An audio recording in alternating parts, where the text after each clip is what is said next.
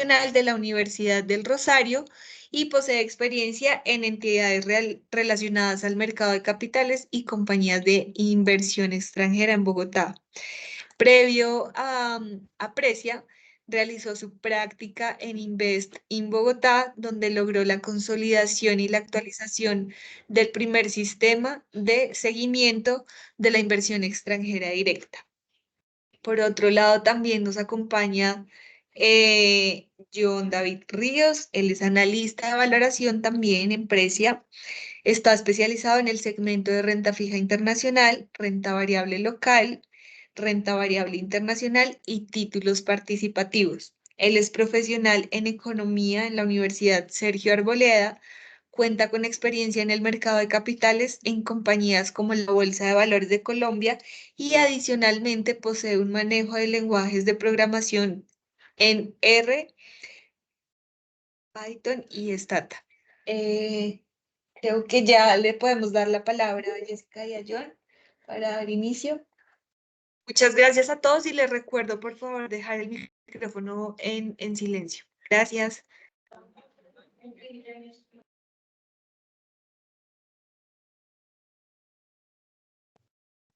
Bueno, muy buenos días a todos. A continuación vamos a explicarles un poco lo que es la metodología de valoración de rentabilidad local. Esta va a ser una metodología un poco más general, explicando la metodología a, perdón, a grandes rasgos.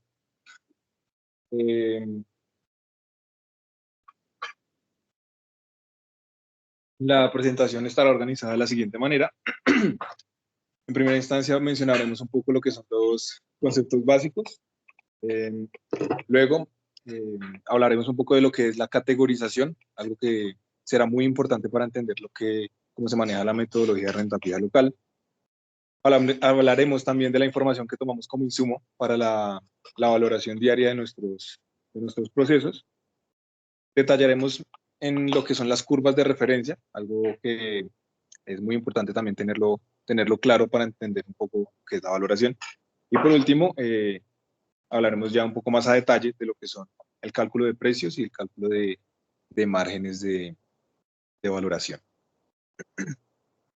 Entonces, empezamos con la primera parte, que son los conceptos básicos. Vamos a recordar un poco lo que son, en primera instancia, los títulos de renta fija, que básicamente son instrumentos de inversión, instrumentos de deuda que emite ya sea la parte gubernamental o la parte corporativa de un país. También hacen parte pues, de la clasificación como títulos de contenido crediticio,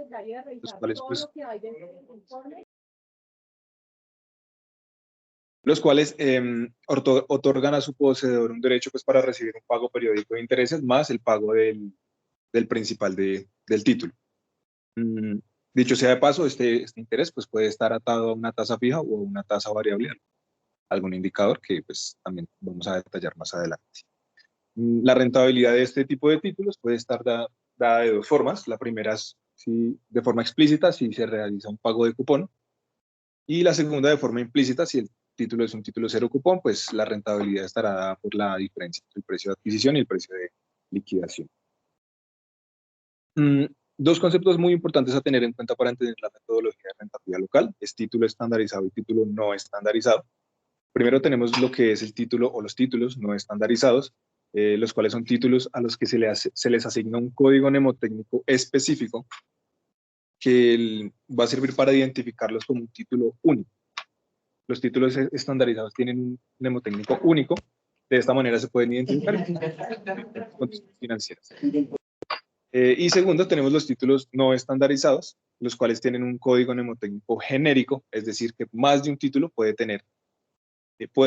tener el mismo mnemotécnico, también atados pues, a unas características financieras específicas. Digamos que algunos ejemplos podría ser para los títulos estandarizados, lo que son las emisiones de bonos, y para los títulos no estandarizados, los que son los CDTs.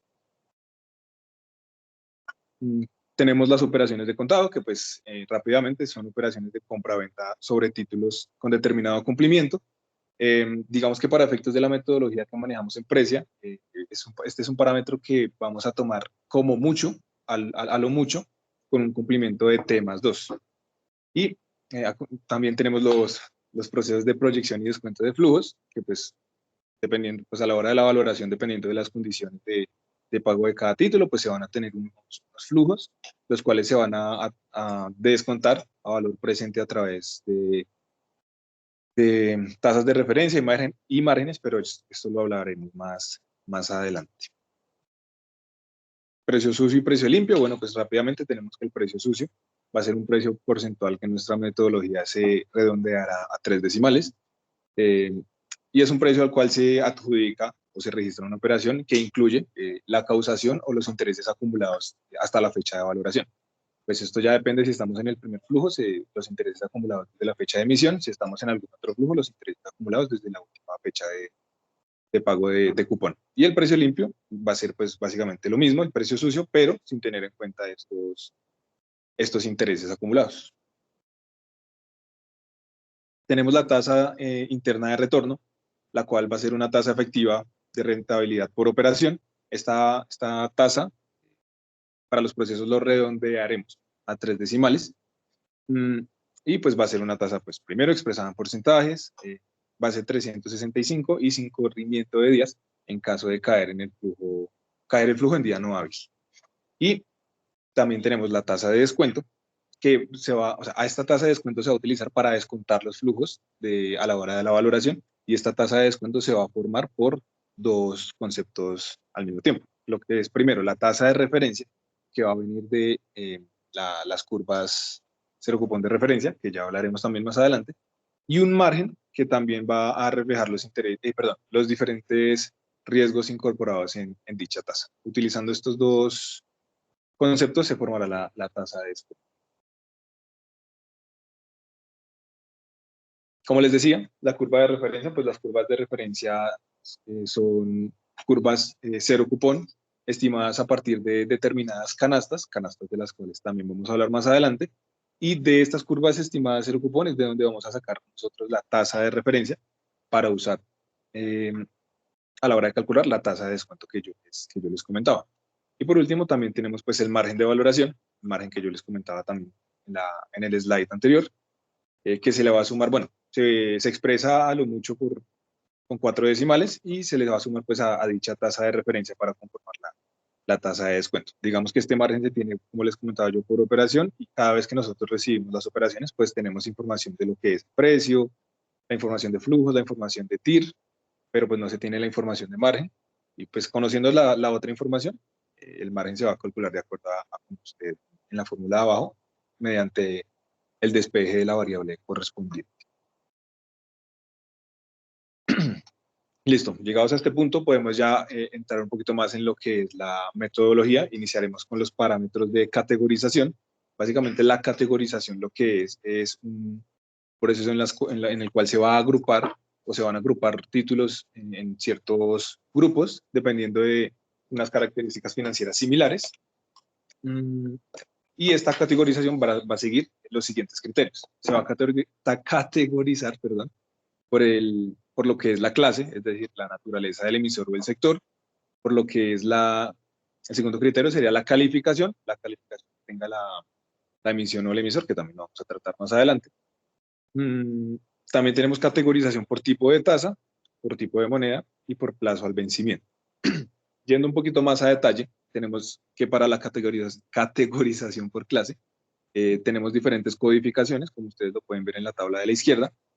La codificación 1, pues corresponderá a títulos de TES, tasa fija en pesos, la codificación 2 en VR. También tenemos, por ejemplo, la codificación número 11, que son títulos emitidos por bancos, que realmente es lo más líquido que tenemos actualmente en nuestros procesos. También tenemos lo que es la codificación 12, títulos de sector real, 37, corporaciones financieras y demás. Respecto a la categorización por tipo de tasa, pues vamos a tener cuatro tasas y por lo tanto 4 codificaciones. La codificación número 1 corresponderá a una tasa de ETF, la 2 a una tasa fija simple, la codificación 3 a una tasa IPC y la 12 a una tasa IBR. De la misma manera, pues tenemos la categorización por moneda, en las cuales pues en este momento tenemos únicamente 2 opciones: codificación número 1, que corresponderá a títulos denominados en pesos, y la 2 denominados en unidad de valor real. Para lo que es el criterio de categorización por calificación, nosotros vamos a tener en cuenta calificaciones de 3 calificadoras principales, como lo son Value and Risk, BRC y Fitch Ratings. Digamos que la información que nosotros tomamos para estas calificaciones la vamos a tomar directamente de la Superintendencia Financiera de Colombia. Y digamos que tendrá un significado exacto. ¿A qué me refiero con significado exacto? Que no se le dará ninguna modificación a lo que emitan las calificadoras, sino que lo que emitan las calificadoras, las diferentes calificaciones, eso va a ser así tal cual lo que nosotros vamos a tomar para la categorización. Como les comentaba, eso lo revisamos periódicamente, diariamente en la Superintendencia Financiera de Colombia, ante cambios de calificación. Y ya poniéndonos como en situación de diferentes casos, tenemos que hay calificaciones tanto para emisor como para emisión. También tenemos calificaciones tanto para largo como para corto plazo. Y pues aquí podemos entrar en los diferentes casos. Digamos que suponiendo un caso que nosotros tenemos una calificación a largo plazo y otra diferente a corto plazo, por ejemplo, AAA y la otra AA menos, pues se va a tomar la calificación más baja para ambos plazos. Es decir, tanto para largo como para corto plazo se le dejará la calificación AA menos en el ejemplo que estoy poniendo en este momento. También en términos de la vigencia van a primar las calificaciones que estén expedidas dentro de los últimos 3 meses. Digamos que si tenemos varias, se va a tomar la más baja. Si solo hay una, pues evidentemente tomaremos esta calificación. Y dado la situación donde tengamos varias calificaciones y estén fuera de los últimos 3 meses de expedición, pues vamos a tomar básicamente la más reciente. Si dentro de estos meses, perdón, dentro de estas fechas de expedición de las calificaciones, tenemos calificaciones con la misma fecha, pues también tomaremos la calificación más baja.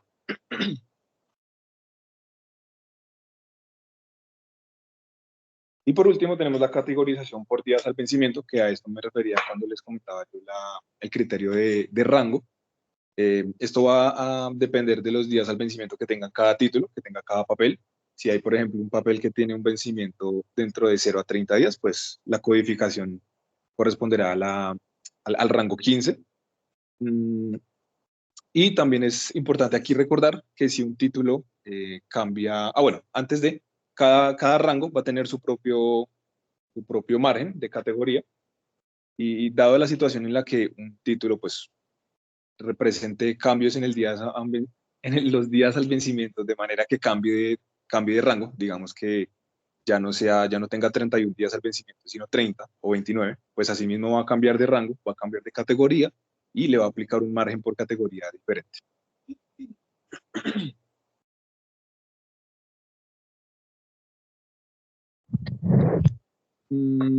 Bueno, aquí simplemente como para poner un ejemplo de lo que es la categorización por días al vencimiento, por rango, o bueno, en general de todas los criterios. Tenemos, por ejemplo, un mnemotécnico, un título de Occidente, en el cual tenemos que va a ser perteneciente a la clase 11, como yo les comentaba, títulos emitidos por bancos, rango del vencimiento 4, grupo de moneda 1, es decir, en pesos, denominados en pesos, grupo de tasa 2, es decir, en una tasa fija, y grupo calificador 70, que en este caso correspondería a una calificación AAA. Entonces, digamos, la categoría, todo unido, la categoría a la cual pertenecería este título, sería la 111270, perteneciente al rango 4.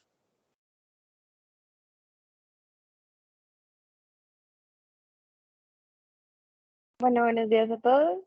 Continuando con ya el detalle de la metodología, vamos a entrar a revisar la información utilizada para los cálculos de las valoraciones. Entonces, a grandes rasgos, pues el criterio principal, como estaba comentando David, es el criterio de categorización y aparte de esto tenemos nosotros unas curvas de referencia que se construyen con una información. Entonces, esta información, ¿de dónde va a venir? Va a venir de unas operaciones diarias que nosotros recibimos tanto del mercado primario como de secundario, tanto de deuda pública como de deuda privada. Las operaciones son las operaciones de contado, como ya habíamos comentado, y se excluyen las operaciones que hayan sobre principales y cupones, como los de T. pues toda esta información nosotros la recibimos diariamente y pues tiene el objetivo de garantizar como cierta transparencia y representatividad de la información a la hora de hacer las valoraciones diarias.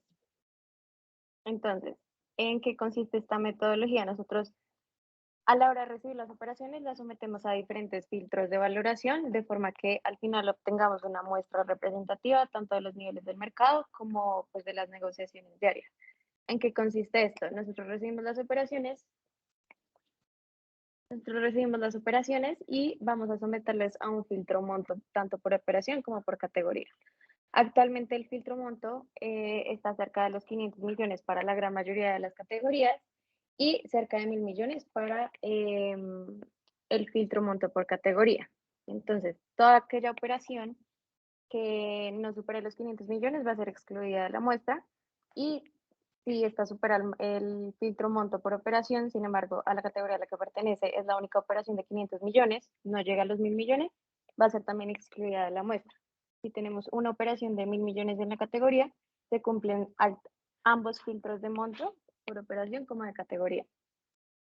Y pues hay que tener en cuenta que nosotros tenemos una hora de corte de las 2 p.m. para la recepción de las operaciones tanto del MEC como del CEA. Entonces, todas aquellas operaciones que ya superan estos 2 filtros son tenidas en cuenta dentro de la muestra. Ahora, antes de llegar como a la muestra final, nosotros lo sometemos a un filtro adicional, que ya es como un filtro ya de mercado, que es el filtro tasa. Este filtro tasa consiste en que el modelo que nosotros tenemos, que es el modelo Nelson y Siegel, hace una construcción de curvas de exclusión para cada una de las categorías de acuerdo a los niveles del mercado. Estas curvas claramente no son fijas, por lo que todos los días se vuelven a recalcular y todas aquellas operaciones que estén por encima, digamos que del límite superior y por debajo del límite inferior van a ser excluidas debido a que son consideradas pues atípicas o no representativas de los niveles del mercado. Y finalmente, pues tenemos el filtro de comité consultivo. Esto ya aplica a la hora de nosotros realizar la publicación diaria, en donde el producto de renta fija local tiene un tiempo de 60 minutos, de 1 hora, para realizar las respectivas impugnaciones y pues que nosotros entremos a analizarlas y revisar si tiene una procedencia o no. Ahora, estas impugnaciones que nosotros recibimos, si las revisamos diariamente, Precia toma la decisión final si proceden o no. Sin embargo, digamos, si hay dudas de mercado de si debería proceder o no la impugnación, si se deberían ajustar valoraciones, incluir o excluir operaciones, nosotros tenemos una lista de miembros del comité consultivo que son clientes de Precia, en donde pues están en los diferentes sectores y nosotros les comunicamos la situación o la impugnación que tenemos en el momento y ellos nos van a dar su conocimiento de mercado del día para decidir y digamos que conocer su percepción de si debería tenerse en cuenta esa información o no.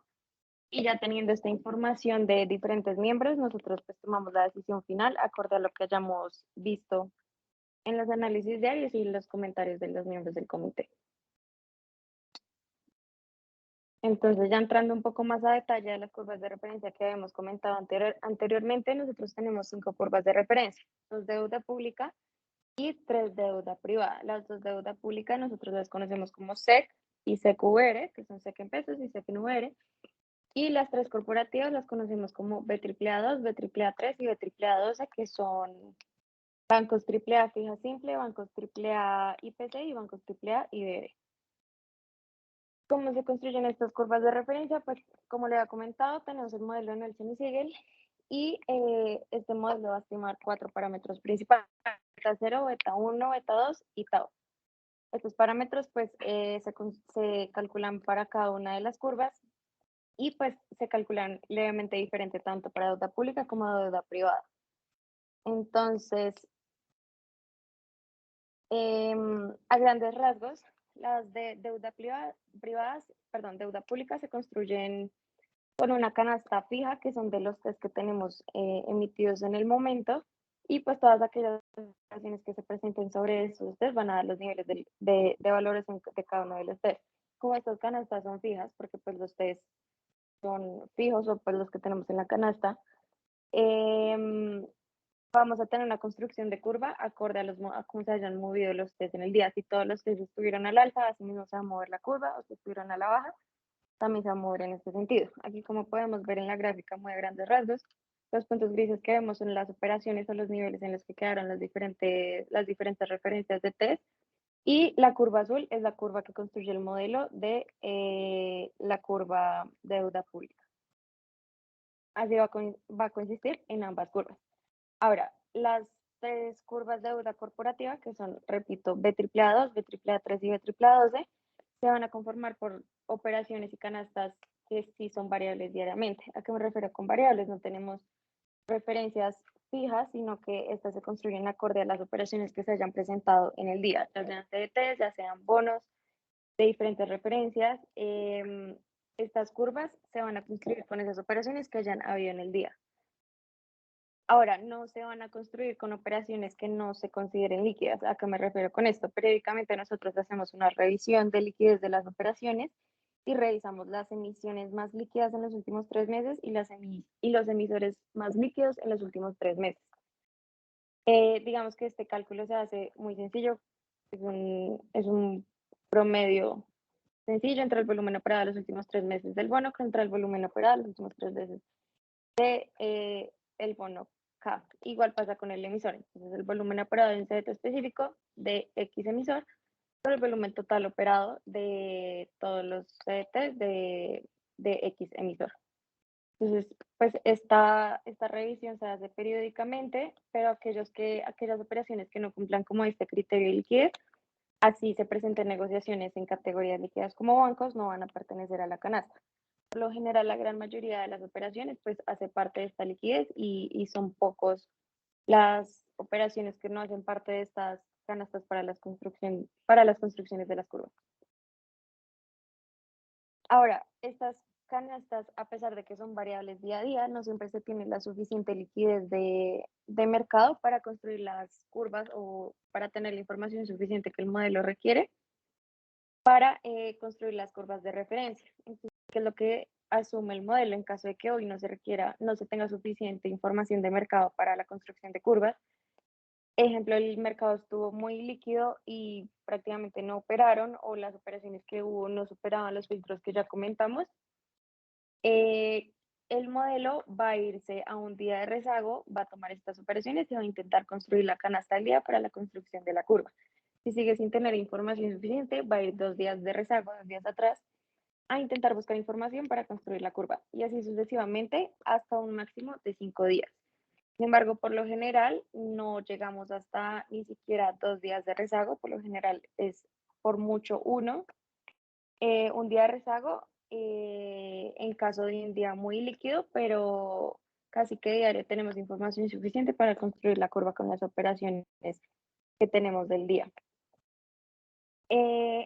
Ahora, pues las curvas, estos parámetros que nosotros estimamos para las curvas de referencia de deuda privada, los calculamos también de forma que la sumatoria de estos parámetros calculan unos spreads. Estos spreads se les van a sumar a las curvas de deuda pública para construir las curvas de deuda privada. Es decir, la curva SEC es como la curva de partida para la construcción de la BAAA2 y la de BAAA2. Y la curva SEC-NVR es la curva de partida para la construcción de la BAAA3, que es en IPC. Entonces, esto digamos que esto tuvo una modificación, si no estoy mal, en 2018, en donde se hizo el ajuste de digamos que esta relación entre deuda privada y deuda corporativa, de forma que la deuda corporativa no estuviera rezagada o tuviera reconocimiento del mercado, a pesar de que la deuda privada no se esté moviendo, pues reconoce que los test están subiendo o bajando en el mercado y pues la información y las valoraciones no quedan rezagadas a los niveles del mercado. Aquí visualmente se puede ver que tenemos la curva azul, que es la curva en SEC en pesos, y la curva verde, que es la curva BAAA2. Entonces, como pueden ver, la curva SEC en pesos pues está a un nivel inferior que la curva en fija simple. Y pues, como pueden ver, tienen una tendencia parecida. Entonces ahí pueden ver que una parte de la otra para construir. No sé si hay dudas hasta el momento.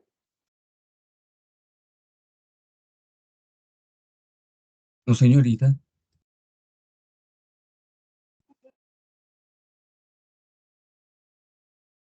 Listo. Entonces, continuando ya como con el cálculo de precios y márgenes como tal, nosotros tenemos diferentes, digamos que medios de cálculo dependiendo si el título es estandarizado o no estandarizado.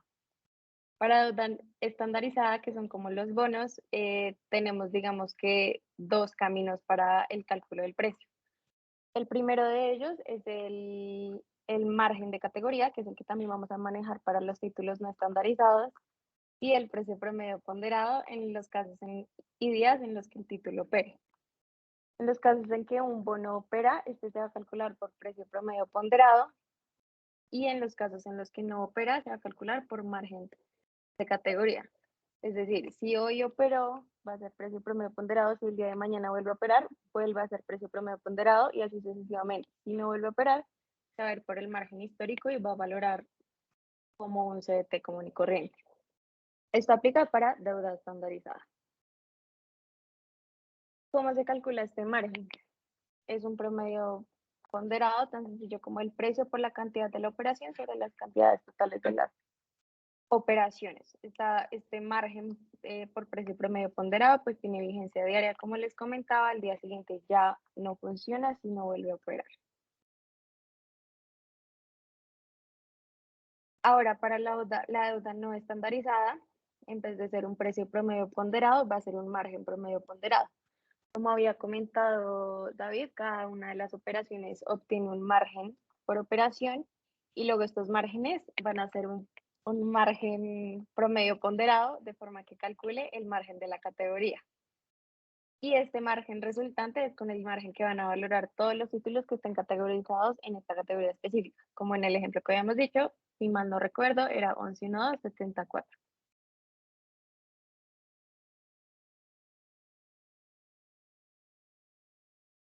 Listo. Seguido de esto, ya tenemos los márgenes calculados, tanto por operación como por categorías, y pues quedaría pendiente las categorías que no operen debido a una falta de liquidez.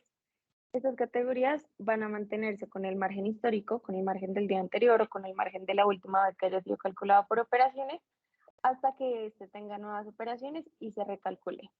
Ahora, en caso de que sea suficientemente ilíquido como para no tener actualización, lo que vamos a hacer es, nosotros tenemos una actualización periódica en la que actualizamos los márgenes de las categorías más ilíquidas, de forma que no queden resegados con el mercado y pues puedan estarse moviendo y variando sus valoraciones acorde a las operaciones, o digamos que con guía a las operaciones de las referencias más líquidas como lo son bancos y TES.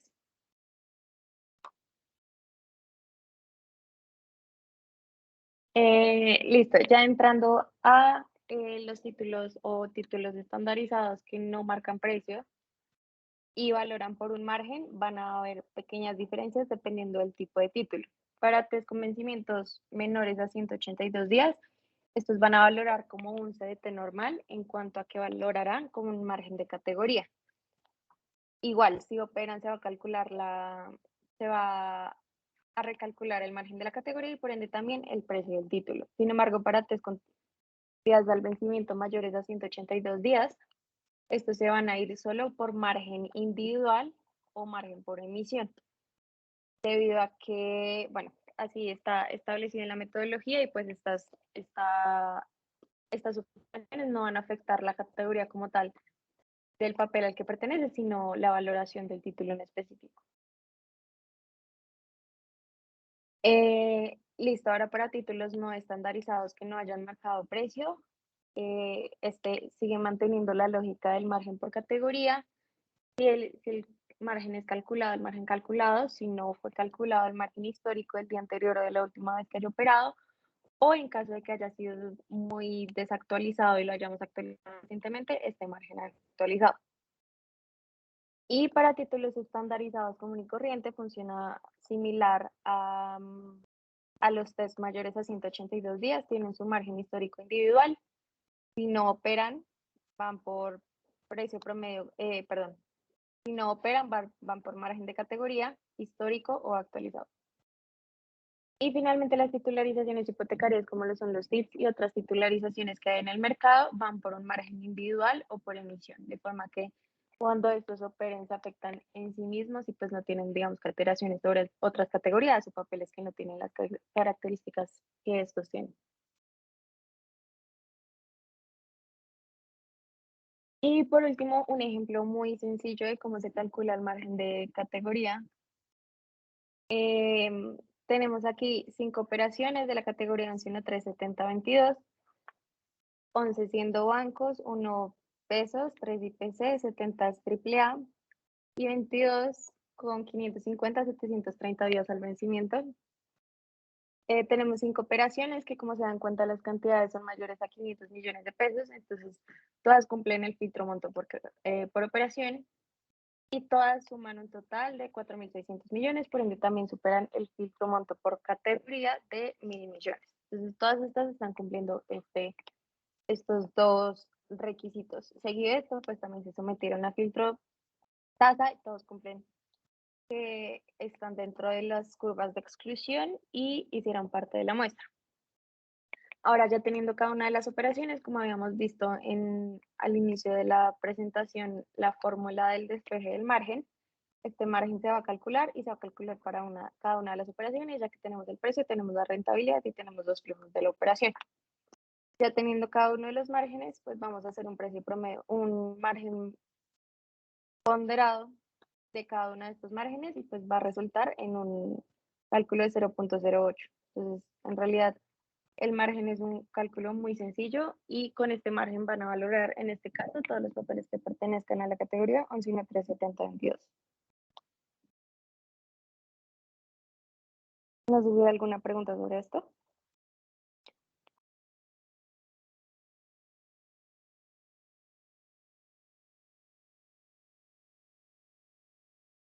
No, hasta el momento no.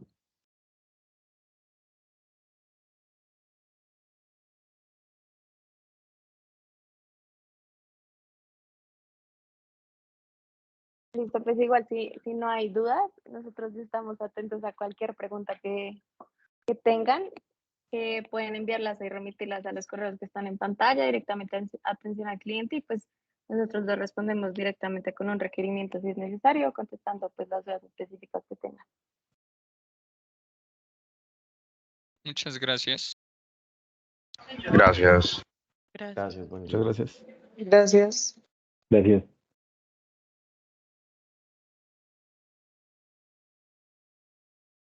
Muchas gracias, saludos.